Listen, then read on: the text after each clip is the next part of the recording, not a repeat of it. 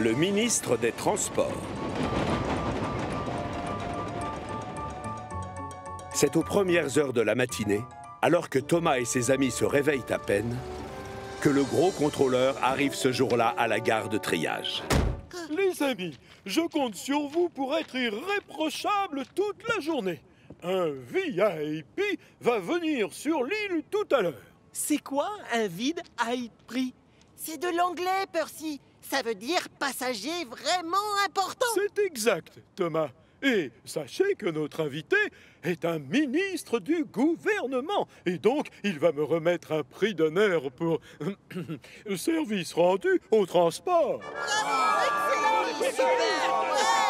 J'imagine que ça va être moi qui vais aller chercher notre visiteur. Ah, désolé, Gordon, mais Spencer est déjà en route avec le ministre. Spencer? Oh, fallait s'en douter.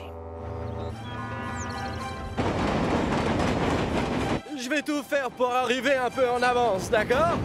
Je sais à quel point la ponctualité, ça compte pour les gens comme vous. Ah, merci beaucoup, Spencer.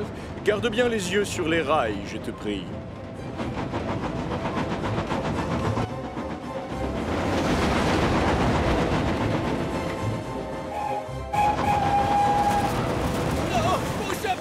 Mon chapeau! Spencer roule tellement à fond les wagons pour essayer de gagner un peu de temps et d'arriver en avance Laisse-moi passer, l'escargot!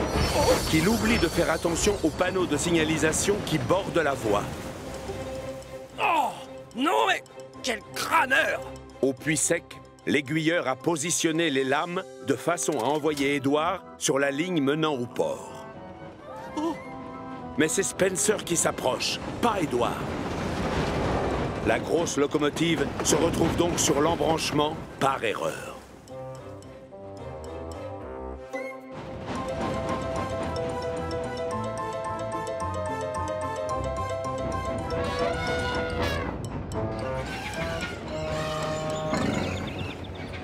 On ne devrait pas être déjà arrivé aux 4 vents? Peut-être que je devrais rouler encore plus vite, non? Peut-être.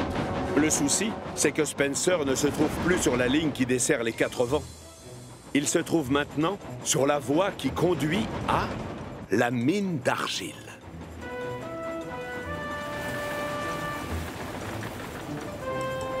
Mais... oh, comment se fait-il? Bonjour, Spencer. À quoi tu joues? Qu'est-ce que tu fais là? Eh bien, je suis perdu. À mon avis, il y a une méprise. Désolé, monsieur. Mais il semble que l'on nous ait transférés sur la mauvaise voie. Peut-être que tu pourrais livrer une commande d'argile pendant que tu y es. Comme ça, tu te montrerais plus utile.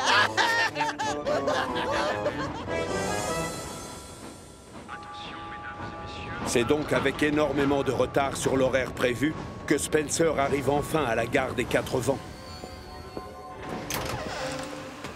J'ai pris ce train pour vous remettre le Grand Prix des Transports. Seulement, il y a un hic.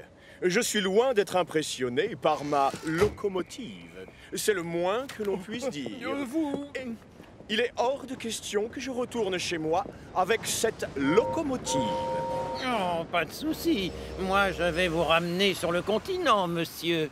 Merci, Gordon, mais c'est à moi de décider qui raccompagnera le ministre en fin de journée. Pourquoi ce ne serait pas moi qui ramènerais le ministre sur le continent? Pauvre Thomas, tu rêves. Je vous parie que celui qui va être choisi, ce sera moi. Aucune chance. Vous êtes beaucoup trop lents, tous les deux. On peut rouler aussi vite que toi, Gordon.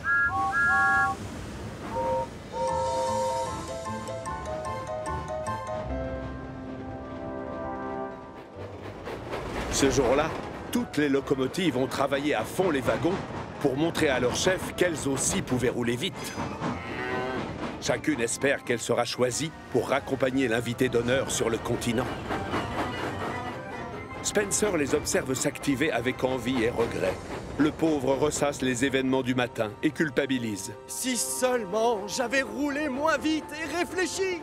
Si seulement je m'étais contenté de faire mon travail correctement au lieu de vouloir fanfaronner!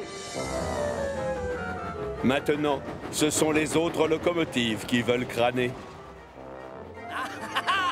La gare du Puy-Sec est pile à l'heure.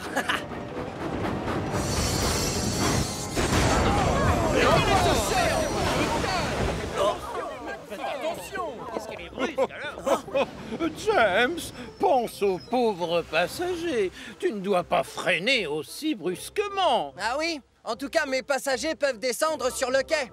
Pas les tiens.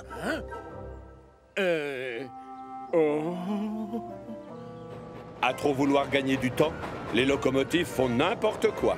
Résultat, tout le monde est en retard. Oh! Oh!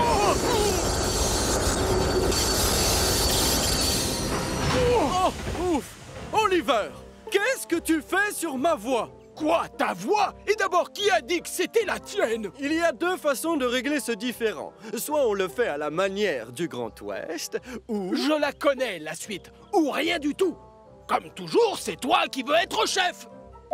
Toutes les locomotives font n'importe quoi et commettent des bêtises. Mais dans cette catégorie, c'est Thomas qui remporte la palme.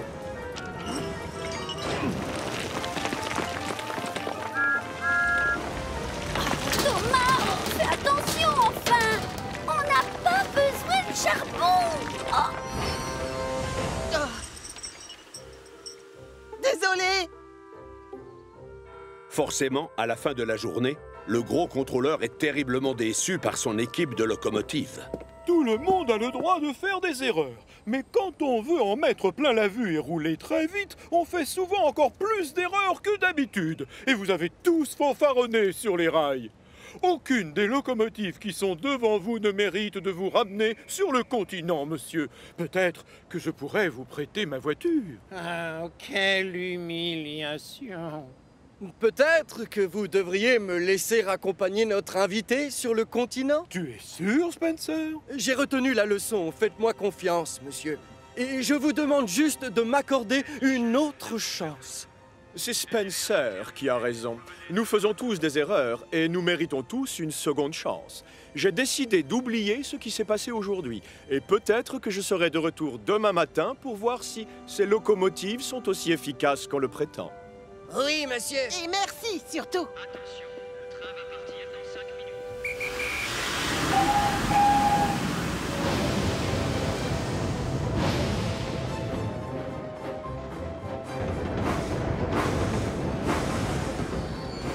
Comme prévu, le lendemain matin, le ministre est de retour sur Chicalor. Et toutes les locomotives s'appliquent pour lui montrer à quel point elles ont à cœur d'être utiles et efficaces et pourquoi les transports sur Chicalor ont une si bonne réputation. Salut!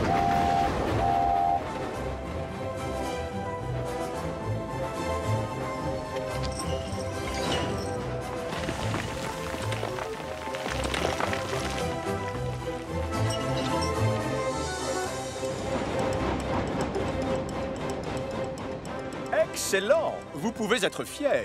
Vous le gérez vraiment bien, ce chemin de fer. Alors, tenez. Oh, ah, j'étais sûr qu'il serait efficace. Oh, je vous adore, mes locomotives!